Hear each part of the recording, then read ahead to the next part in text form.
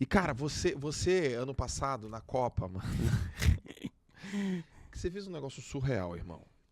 Foi bizarro. Deixa eu contextualizar aqui, galera. Um dia eu recebo uma mensagem do tio, fala, JJ, e aí? Pô, tudo bem? Tudo bem. Pô, mano, tem o contato da galera aí do Guinness Book? E eu tinha o contato da Carol do Guinness Book. Falei, pô, pior que eu tenho. Eu falei, eu vou falar com o Jorge, com certeza tem. Eu falei, eu tenho, cara. Eu tenho o contato aqui da Carol do Guinness Book, porque eu ia ativar um Guinness Book em 2020. Não deu certo por causa da pandemia. A gente ia bater o recorde mundial de pessoas no mar lá, um negócio que a gente fazia na praia.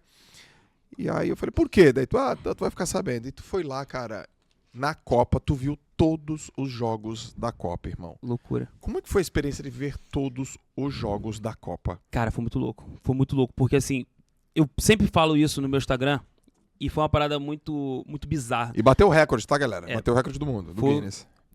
Mas a gente não entrou pro Guinness porque eles não... Ah, não entraram? Eles não queriam que a gente assistisse os jogos da maneira que a gente queria. Que era o seguinte, o meu intuito era ir pros 64 jogos da Copa. 64? Tá.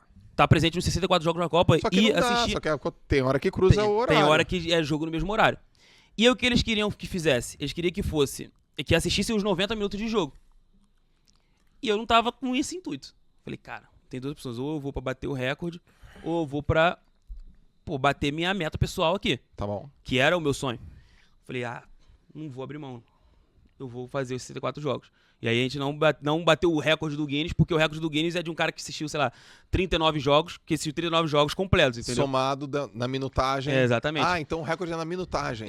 No caso, eu assisti um jogo por completo. Eu estive presente nos 64 jogos. Nos primeiros jogos até a segunda rodada, a gente assistia os jogos por completo. Sim. Só quando chegou da terceira rodada, né, da fase de grupo, tinha que assistir o primeiro tempo num jogo e o segundo tempo em outro. Mas, meu irmão, como é que loucura. Era uma loucura bizarra. Qual era a distância de um estádio? Porque assim, lá foi o único lugar, foi a única Copa do Mundo que dava pra assistir todos os jogos por conta da logística. Pelos outros estádios tu vai ter que pegar, nos outros países, na verdade, tu vai ter que pegar avião, tu vai ter que pegar carro. Lá era a única Copa do Mundo que dava pra fazer isso, por conta da logística. Todos os estádios eram na mesma cidade, era em Doha. Ok. E aí, consequentemente, o mais longe de um estádio por outro era mais ou menos 50 minutos.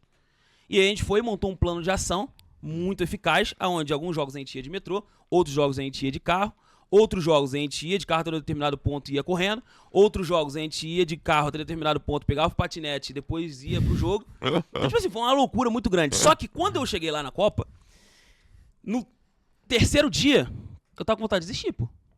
Não, foi surreal aquilo. Por quê? Doha era um calor absurdo. Que é deserto. E tu tá ali, andando às vezes 17, 20 quilômetros num dia. Cara, foi uma superação muito grande pra mim. Porque todo dia eu falava, não, eu já anunciei essa parada, fiz um investimento agressivo nessa publicidade, a marketing. Se eu falhar agora, cara, tem não tem muita como. Coisa em jogo. Não, tem muita coisa em jogo. Não tem como. Eu não posso. De maneira alguma eu posso. E aí, eu lembro que no quarto dia, eu já tava esgotado, a galera falando comigo no Instagram, cara, tu tá abatido demais. Eu acho que tu não tá se alimentando bem e tal, não sei o que. Eu fui lá, mandei mensagem pra nutricionista, falei, cara, eu não vou aguentar. Se eu continuar assim, nessa pegada aqui, do jeito que tá, eu não vou aguentar. Ela foi e passou ali certinho o que eu tinha que comer, que eu tinha que preocupar um pouco mais com a minha alimentação, que eu precisava tomar pra eu comer uma barra de cereal tal dia, pra eu almoçar isso, almoçar aquilo outro. Mas conta a senão eu rotina não um pouco aguentava. assim, só pra galera entender. Os jogos eles começavam era 1h da tarde, né? E aí terminava, tipo, o último jogo acho que era 10 horas da noite. Eu chegava em casa 1h30 da manhã, 2 horas da manhã. Por quê? O jogo começava 10 horas da noite, terminava meia-noite, até eu chegar em casa, demorava, sei lá, 1h30. Saída de estádio. Saída de estádio é uma loucura. E aí até tu conseguir pegar um carro, ou às vezes tu conseguir chegar no metrô, uma fila absurda, às vezes eu chegava 2 horas da manhã em casa. E aí eu ia lá, acordava, 10 horas da manhã, tentava tomar um café da manhã ali, já me preparava e ia pro jogo. Chegava no jogo, começava o jogo 1h da tarde, assistia o jogo até às 3, e aí o próximo jogo era às 4. Eu tinha 1 hora pra chegar no outro estádio. Aí eu ia assistir o jogo, ia pro outro estádio 4 horas da tarde, depois assistia até às 6, e aí ia a mesma loucura. 1 hora ali até acabar de 6 horas e outro jogo 7, depois outro jogo 10 horas da noite. E aí eu ia voltar pra casa. Quantos jogos por dia? Eram 4 jogos por dia.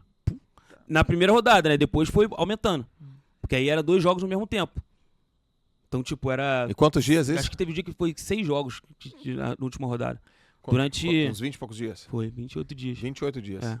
E aí teve um intervalo de tempo ali das oitavas de final, das quartas de final, que aí foi mais, dando mais uma relaxada, né? Foi mais tranquilo. E o pior de tudo era assistir jogo ruim, né?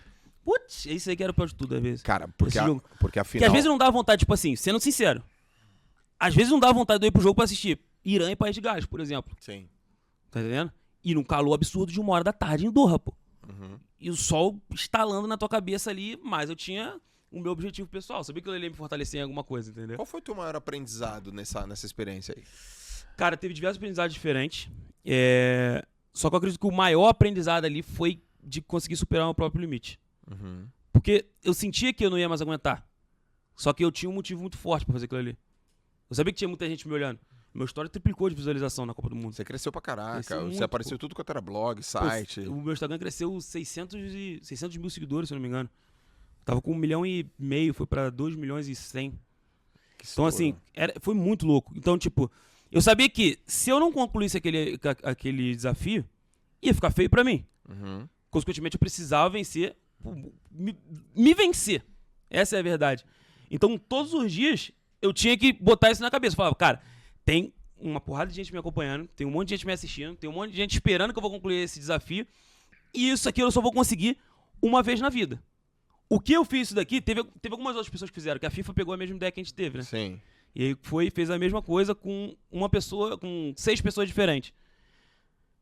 Então, todos os dias eu acordava já sabendo que eu precisava vencer o meu próprio limite. Certo. Porque eu sabia que eu não ia aguentar. Só que eu precisava continuar. Precisava manter. Então, tinha dia que teve dia que eu fiquei com diarreia, pô. Cara, como é que tu vai fazer pra ir de um estádio pro outro? Então, eu ia no banheiro, fazia as necessidades, saía do jogo, ia pro outro estádio segurando, comecei a comer algumas coisas que travavam o intestino, biscoito creme crack, por exemplo, Sim. que travavam o intestino, pra eu conseguir chegar no outro jogo e conseguir fazer, porque senão